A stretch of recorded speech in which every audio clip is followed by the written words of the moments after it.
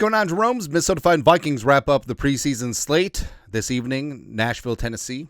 Love Nashville. Nashville's a good town, overrated, but also really good. It's one of those spots, right? And the Vikings starters obviously not playing. All the game plans are going to be very vanilla, but getting through it. And there's still some questions. So here are 10 things to watch for tonight as the Minnesota Vikings take on the Tennessee Titans to wrap up preseason. First up, number 1, who wins the punter competition? So this has actually sort of been bubbling under the surface on the back burner, right? But the local Smokies, Media Jackals have talked about how it's a legit punting competition. And I feel like Ryan Wright is wrong. Right? And Oscar Chapman, the fact that they're ramping up his holding, reportedly Will Rockard, the kicker, is comfortable with him holding. So I just feel like Chapman has a more live leg, way more interesting. So I feel like that will greatly help out the punt coverage as well. So if I had to wager right now, I think that international pathway player Oscar Chapman, Aussie, oi, oi, oi, wins the punting competition, which is kind of awesome. Next up, number 2.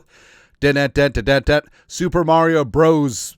Right, so 2 great preseason games as well as shining in training camp, and I don't think this is a spot where he can supersede Sam Howell because Kevin O'Connell has already inferred that he wants a veteran at quarterback too, right? And Howell is high variance. We'll just put that nicely, but I feel like he can hang on to quarterback too. I think Brosmer has a chance to really solidify his spot on the 53. I think as of right now, he's got it, right? And I feel like at a certain point, he won't get through waivers if you try to get him out of the practice squad. So tonight, it would just be a perfect way to cement that. It'd be good. Plus, it's really another reason why we're watching the preseason game. Lastly, next up, number 3, any life at wide receiver. So all this talk about trading for a wide receiver, what about Lucky Jackson, who literally has dropped the ball in his opportunity? Jashawn Jones, second-year UDFA out of Maryland. Thayer Thomas coming out of NC State. Been with this team for a number of years. Ty Felton, can he rise on up? Can he do a little something? Because, with Jefferson, Addison, Naylor, and Addison suspended, Naylor injured, it just seems like everyone in the mom's like, okay, we're getting a wide receiver 2 off the market. What about guys internally? But also, if they haven't done it already, maybe they won't do it. I don't know. Next up, number 4, who wins running back 3? So for me, I would definitely give the job to Xavier Scott. So Jones, Mason, Xavier Scott. I just think that his flexibility, both as a runner as well as a receiver, pass blocker, plus special teamer, I like that mix. It's way more intriguing than Ty Chandler at this point, but don't know. Also, we'll probably see a lot of Trey Stewart, the UDFA, Jacksonville State, as well as Xavier Valade coming on in. So there you go. Next up, number 5, Jumpin' Joe Huber. So Huber's been a bit of a preseason darling for the Vikings. I think he's definitely shot up the of Egan rankings. And Huber has played right guard, played left guard last week against the Patriots. He's left guard, right? Hell, maybe they'll start him at center after Jerkins, right? But Huber has graded out nicely, as well as he just looks competent. Whether it's taking on his defender one-on-one, whether it's run blocking, pass blocking, communicating with his tackle or center, stunts, twists up front. It just seems like he's extremely capable and competent, right? And that's exactly what you want. So I think Huber's made a very good case to make the 53. I don't know if he can get through waivers, but yeah, I like him. Next up, number 6. Oh, same thing with Huber. Also, guys like Logan Brown, guys like Rashawn Lee, Henry Bird. Want to see it. Want to see a little something.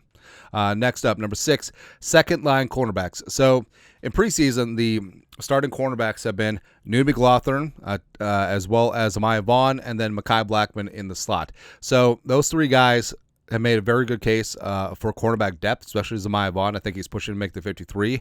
Blackman has been okay at times, not so great at times. I feel like he's on the bubble for the 53. Nudi's all about the ball, right? So I think that he's pretty safely on the 53. Made it 53 last year. Obviously, he's a ball hawk. Still working on that run support, but behind Murph, Rogers, and Nakuda, cornerback depth is going to be paramount for the Vikings. Feeling pretty good about it, though.